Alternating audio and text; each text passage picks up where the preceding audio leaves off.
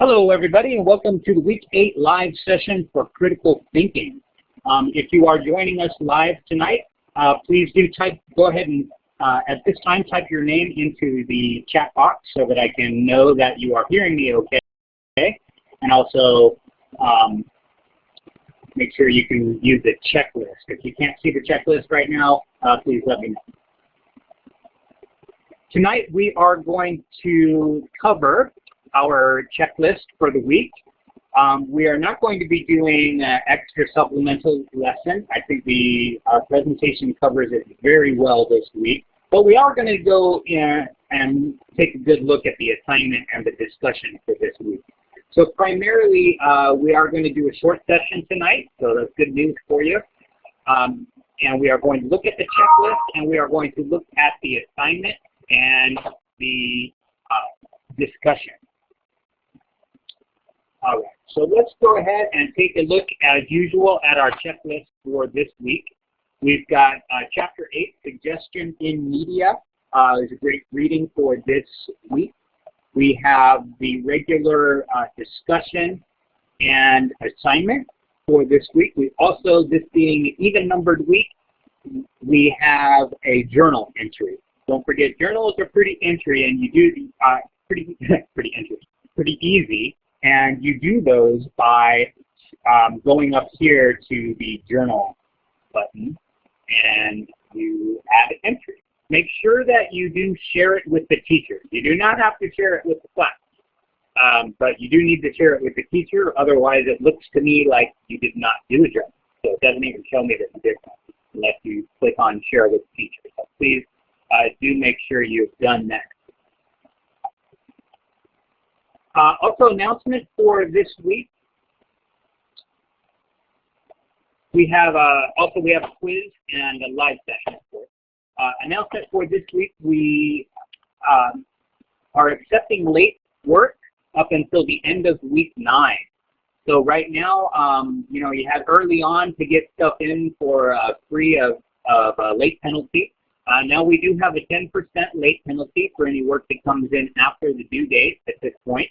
We are getting to the end of the course, so now is really the best time to catch up. And I am also only going to accept late work through the end of week 9. So I believe that's October 6th would be Sunday night at 11:59 p.m. of week 9, and that will be the end. So then week 10 is just a 5-day week. The class is officially over on that Friday. So if you have any late work to submit, you can still do well. You can still get a full 90% on any late work, so that's an A-. So you can still really do catch up. If you happen to be behind, the general recommended strategy is to first concentrate on the discussions. Discussions are not, they tend to be thought-provoking, but don't always require a lot of the reading. And also the journals are something very easy for you to do. So if you are missing any journals, that's easy points you're missing out on. So please make sure that you've completed a journal for every even-numbered week so far. We have one for week 2, 4, 6, and 8 so far. We're in week 8 now, so you should be doing your journal for week 8 this week. You should have a total of 4 journal entries completed. And those are the easiest, quickest ways to start to catch up on points. And then the assignments. If you have any issues with the assignments, please do, you can give me a call on my Google Voice number, which is posted in the course announcement under instructor contact information. And it is 323-834-8050. You might want to write that down. If you are not taking notes while you're viewing this live session or joining us live tonight, make sure that you are taking notes. So again, my number is 323-834-8050.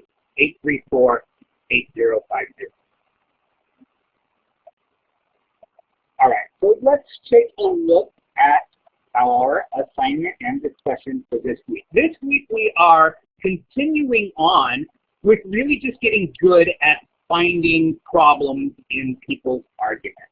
And there's no better place to look for things like this than politics. Politics, very, very interesting. And fortunately, we have something kind of neat for our discussion this week. So let's take a look at our discussion first. And the discussion is asking you, first of all, to search for the presidential debate. I actually went ahead and put on one video of the debate, but I think there's 10 parts to it. So this is only the first 5 minutes. Ideally, you will watch as much as possible. Ideally, watch the whole entire debate so that you really get an idea and really get good at looking for fallacies in the argument. But I have put the first video here, so you can just simply click play there, but you're going to need to go to YouTube, and you can do that by just following the link down here that says YouTube. And when you click there, it'll take you to YouTube to watch the video, and then it will also, on the side, list the other big parts of the debate so that you can watch the whole entire thing. You can also find a script for the debate, so it is transcribed. That's also available just by looking for a transcription of the 2008 debate, Obama and McCain. This is actually the third debate out of 3 that we are looking at. So make sure to try to watch the correct debate so that the conversation is all about the same thing in the discussion. As always, we want to make sure that we are really paying attention to the questions here. So what arguments were given for the speaker's views? Were there any formal or informal fallacies? Were there claims made based on reasonable evidence? Which view did you find most persuasive and why? So do try to use the vocabulary here in the assignment in your actual writing. You want to take that strategy both for discussions and assignments. So always look for the terms that are being used in the question itself. If you don't understand those terms, then go to your presentation and to your textbook reading for explanation on those terms. And you can always go above and beyond the call of duty and Google it as well. So if there's something that you don't understand, part of the beauty of taking an online class is really getting good at finding information out for yourself. Further questions, it's always a good idea to look at what it says in step 3, that you should be responding in your responses to other students. So try to push yourself to go beyond, above and beyond the, hey, that's a great answer type of response, because that doesn't really help you learn the material. So focus on these questions. Did the speakers use fact, testimony, or personal opinions? Were these tactics effective? Which tactic would have been more effective and why? So, but that also, by reading that step 3, also helps you make sure that your answer to the discussion is clear. Do we have any questions about this week's discussion? What to talk about, what to look for?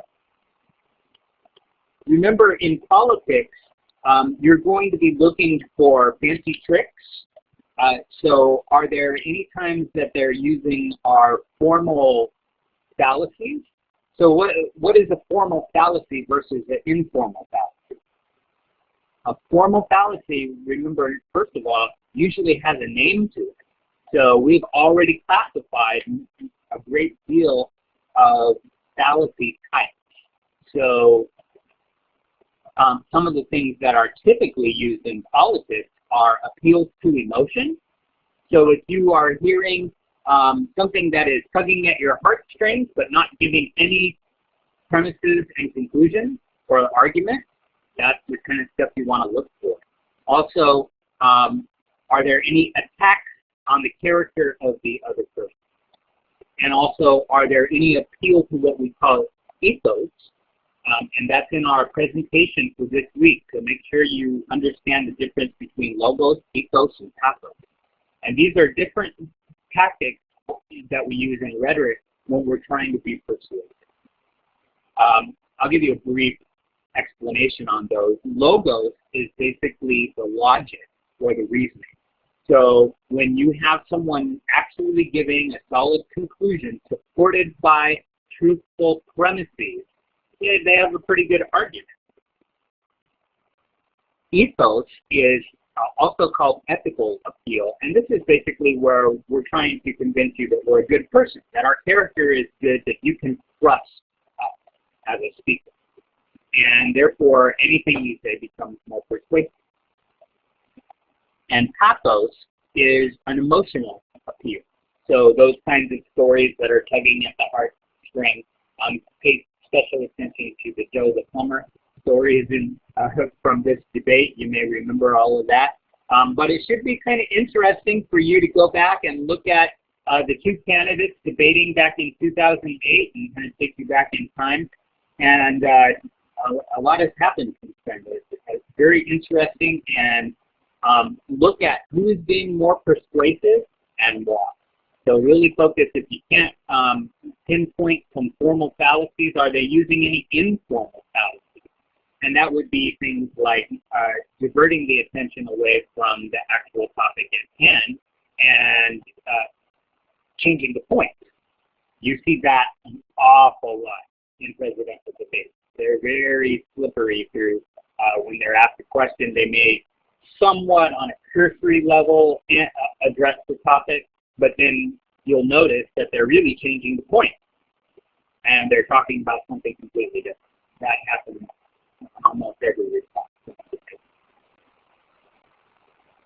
All right. So that's the type of, Carla, does that help you with the looking at the different types of fallacies that you might come across in the presidential debates? I hope that helps out. If you do have any more questions, feel free to type that into the chat box at any time. So you really don't, you don't really need to get hung up on the technical terms here. If you have a chance to review the different types of fallacies, especially from back in week 5 and 6,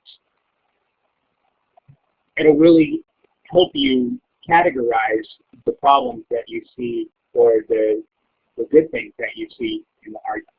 But really just take it from the fact which person is more persuasive and why do you think that is. So if you really just get at that, which person was more persuasive and go at what made that person more effective than the other candidate, that will really that will suffice just fine for this discussion. So don't overthink it. One of the problems that we often have in this class is that, it is a critical thinking class, but we tend to also overthink a little bit. So just relax and try to do your best at responding to the question. And like I said, stay focused on which person was more persuasive and why do you think that. And you should be just fine on the discussion. I hope that helps. Let's go ahead and take a look now at the assignment. So the assignment for this week is something a little bit new that we haven't done. You may have done it in other classes, but we haven't done it so far in this class. And that is to do a PowerPoint. So if you are really uncomfortable with Microsoft PowerPoint, you can do this in Word. I will accept it in Microsoft Word as well, but you should still follow the suggestions of the assignment by including graphics, images, and descriptive text to explain the concepts. So in this case, you're basically just putting together 5 to 8 PowerPoint slides to pull apart the arguments that you're given here. So we're going to read this together in just a moment, but I wanted to let you know right off the bat that this is a little bit different. But if it causes you extra anxiety to have to do the PowerPoint, I think it's kind of fun because it's a different format than writing a paper like we do every single week. You can put pictures, you can put sound. PowerPoint can be really fun. But if it causes you a tremendous amount of anxiety to have to use PowerPoint and you're just really not familiar with it, then you can go ahead and do this assignment in Microsoft Word as well.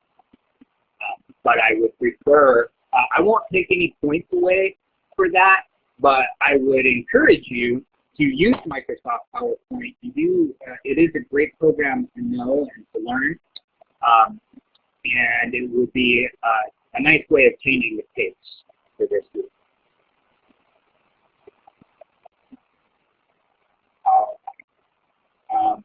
So let's take a look at the scenario here. I'm going to go ahead and read this. So don't stress out too much. Agnes, I see that you gave a sad face. I'm not sure. you can let us know. Okay, so there is a little bit of concern regarding the PowerPoint. So if it's an issue for you to do the PowerPoint, don't worry about it. Just do it in Microsoft Word. Again, I said I will take off absolutely no points for doing it in Word instead of PowerPoint. So you can use either one. It's nice. It's a nice change of pace to be able to use PowerPoint, and if you can use it and you have access to it, great. Otherwise, don't worry about it. You will.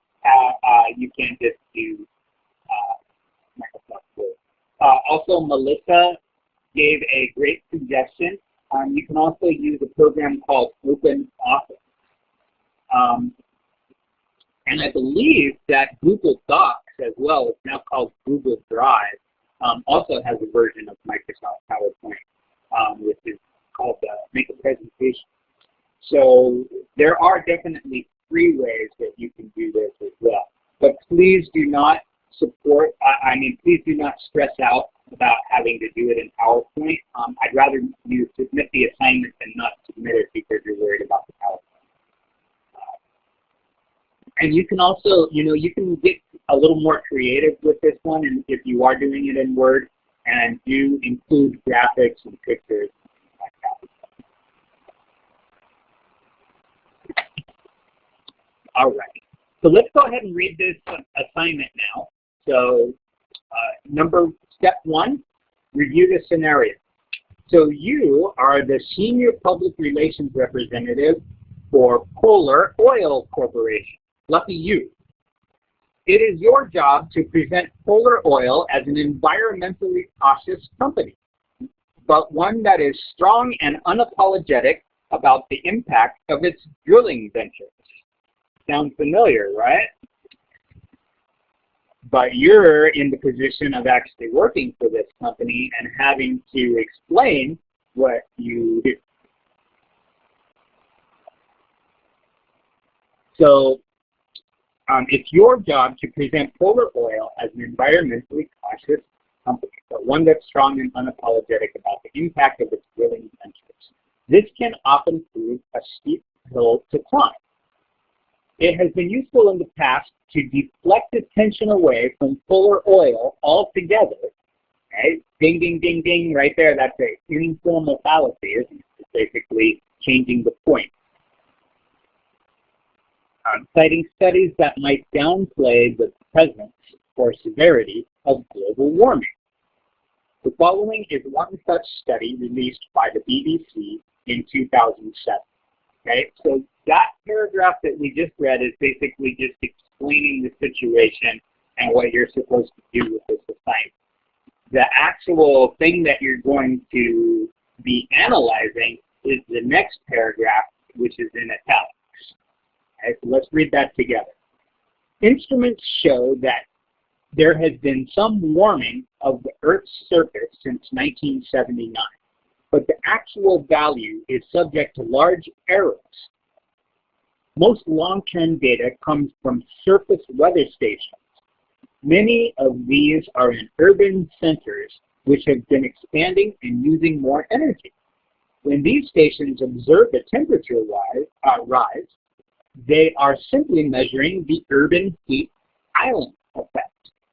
In addition, coverage is patchy, with some regions of the world almost devoid of incidents. Data going back further than a century or two is derived from proxy indicators such as tree rings and stalactites, which again are subject to large errors. Sources on the BBC. And so what we're going to do in your PowerPoint is that if you are the public relations representative for the Fuller Oil Corporation, you're going to get up in front of the public and give them a 5 to 8 slide presentation. Again, you can do this in Microsoft Word, but what you need to cover in the presentation is what is the main conclusion of the passage. So let's take a stab right now, a little bonus for attending the live session tonight. What is the conclusion of the passage? So take an attempt and see if you can type that. I'm not going to give it to you until I see a couple of responses into the chat window. I could try to make these a little bit more interactive with my So take a stab. What is the conclusion of this argument? Again, we're only looking now here at the one paragraph that is in italics. Okay, so that's the whole source of your assignment, is taking this passage and talking about it. So does anyone want to take a guess? What is the conclusion of this passage? There is definitely a stated conclusion, and in fact, it's stated twice.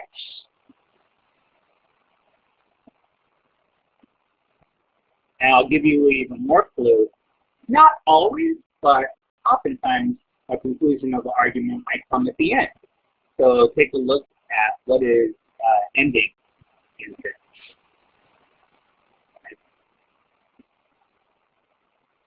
Jose and Omar, really, you are getting close. It is definitely about global warming, isn't it?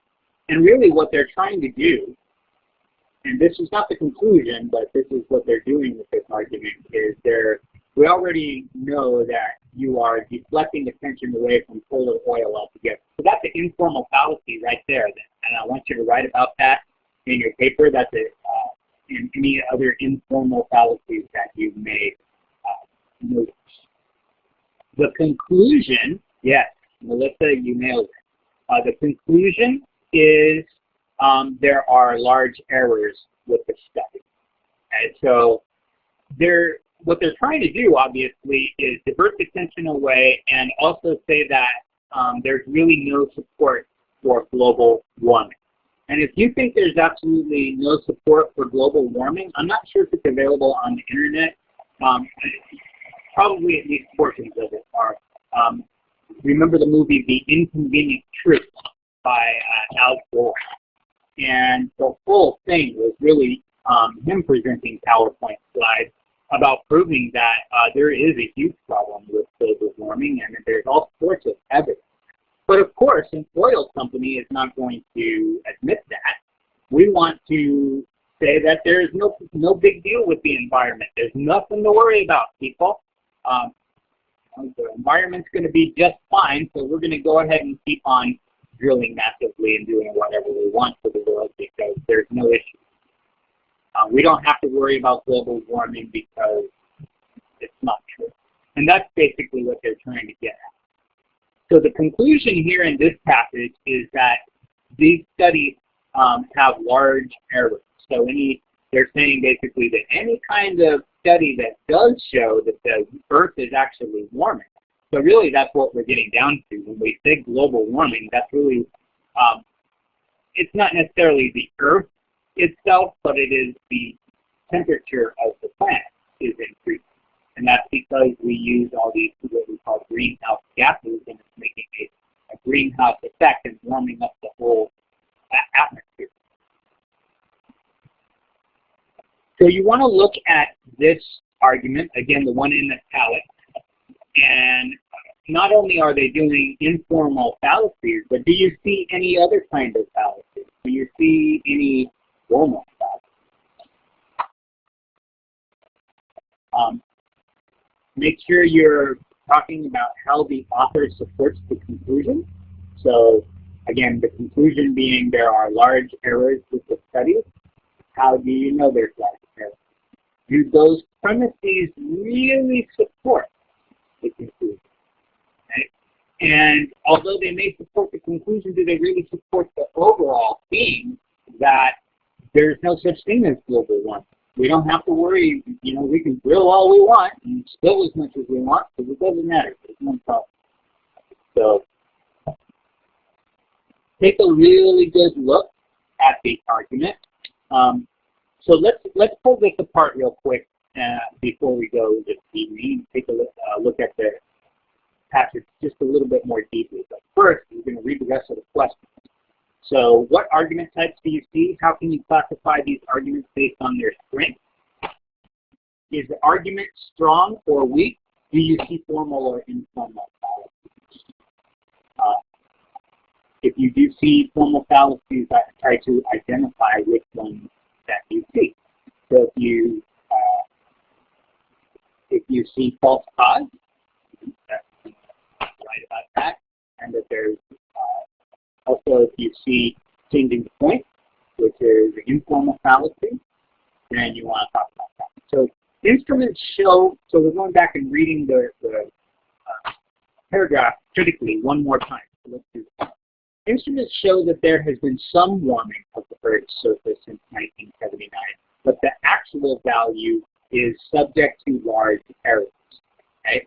So they're saying that, yeah, sure, there have been some reports that the temperature is getting warmer on this planet. But you can't trust that because all of the data is subject to huge errors. How do we know that the data is subject to huge errors? Okay, so that's the conclusion. How are they going to support their claim that there's that these global warming studies are riddled with problems? So here comes the first one.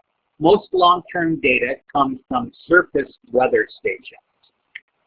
Many of these are in urban centers which have been expanding and using more energy. When these stations observe a temperature rise, they're simply measuring the urban heat island effect.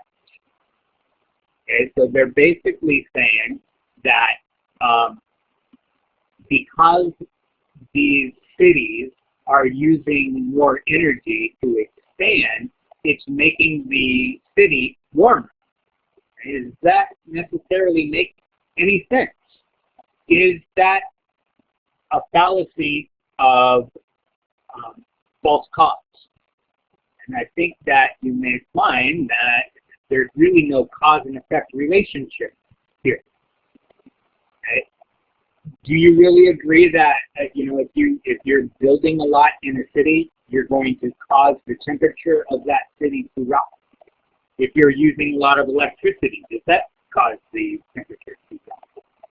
Okay? So they're diverting the point. Right? So, and they're saying that the real cause of the increase is urban heat island effect. And you could definitely say that's a formal fallacy of false cause. All right. If you guys see any other fallacies here, or you want to talk about anything, feel free to chat. You know, type that into the chat menu.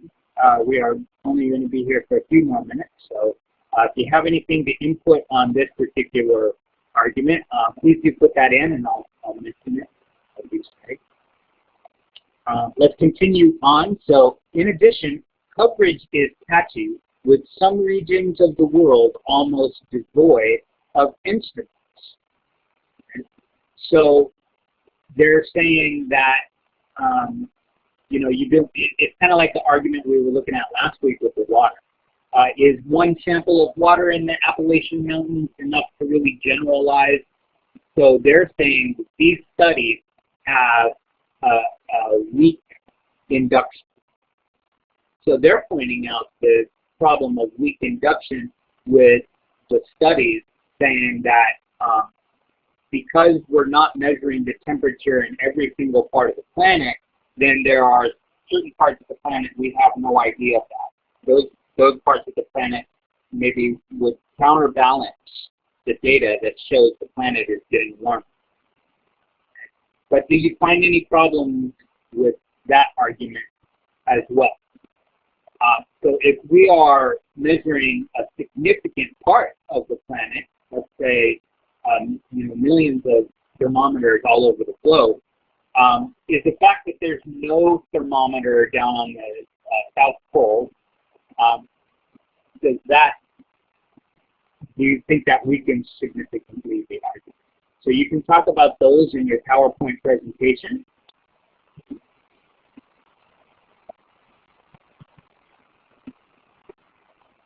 And so remember, you are looking, you can point out fallacies in this on either the point of looking at this study, or you can point out fallacies from the argument that you're painting for the assignment.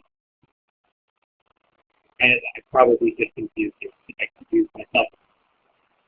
What I'm trying to say here is that you're playing the role of public relations representative for Solar Oil Corporation.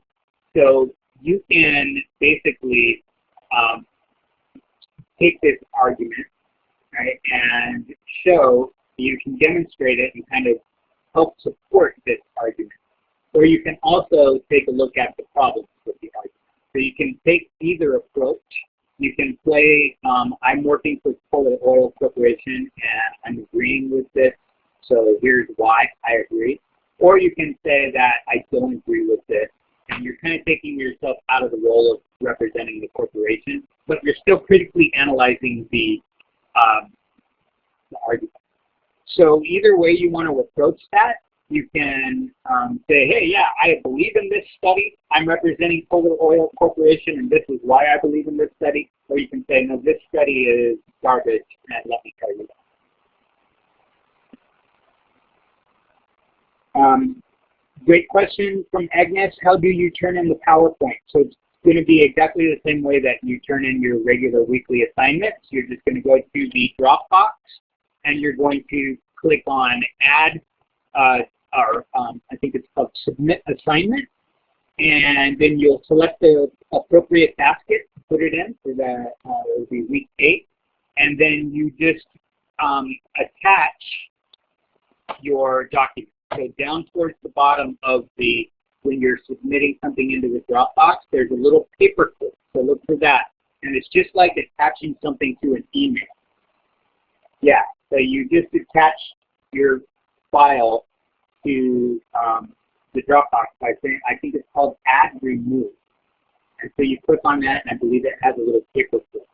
And once you do that, then it'll ask you to browse your computer, find the file, and attach it. And that's how you submit your PowerPoint. If you have any problems with it, always send me an email. You can also, of course, call me. But the good thing to do is you could send me an email and you could attach your file to the email.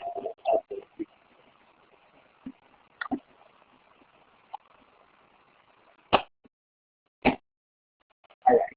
So do we have any questions, any more questions on this week's assignment?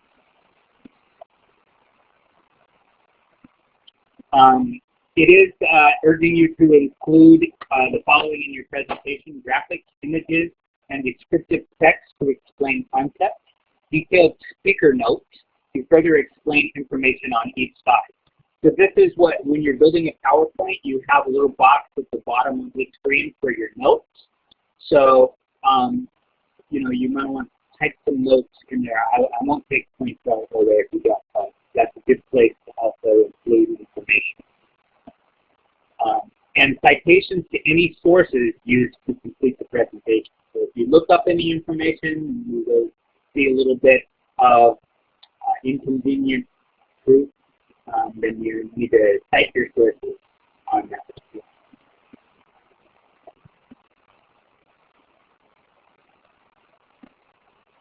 Okay. So if you have any questions, I will hang out for a little while, and I'll also turn off my microphone. So if you want to hang out and ask questions in person, that's part of the advantage of coming to the live sessions. And we can also use the speakers going back and forth to the conversation.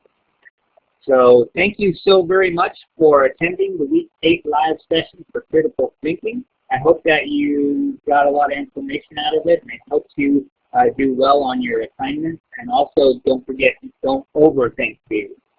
Okay, so just go with the flow, relax, and do your best to talk about the argument, the problem.